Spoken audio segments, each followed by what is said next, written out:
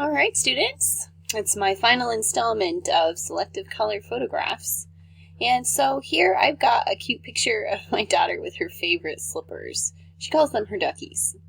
And I want to isolate this part of the picture because she's got like really bright clothes on and stuff. And I just think that it can distract the eye a little bit too much up here. And so I think it'd just be better if only this part had color, and so that the rest of her clothing and everything becomes kind of as nondescript as like the carpet and the flooring and stuff is. So I'm going to use this same selection tool that we used before. So remember, it's the fourth one down from the top over here, and if you are already on Magic Wand and you hold down here, you can choose Quick Selection Tool. So here we are. And then I can start clicking on stuff, and you can see that it's adding these areas. And this is going to be easier because it's such, this picture is really clear. Like there isn't very much distinction between all the different shapes. Like you could tell that this is the little duck part is like a totally separate object, and Photoshop can tell that, so it makes it much easier to isolate the stuff.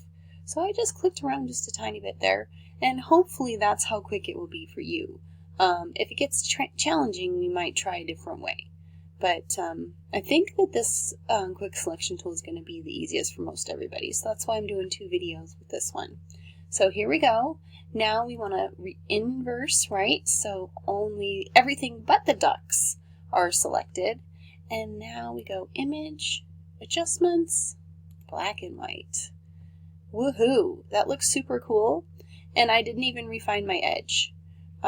So let's undo, because I forgot to do that again. But one thing that I noticed was really nice with this quick selection tool, when it's selected, you'll notice that this kind of stuff up here changes based on what tool you have.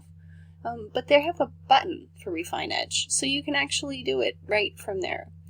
And in the case of this one, I don't really want to do anything because it's perfectly selected, so I think that it's perfect as is. So I'm going to go for it, and I'm going to do that same thing that I did earlier. So Adjustments, under the Image menu, Black and White, and then press OK. And there we have it. Beautiful. And I'm going to unselect so we can see it in all its glory. Great.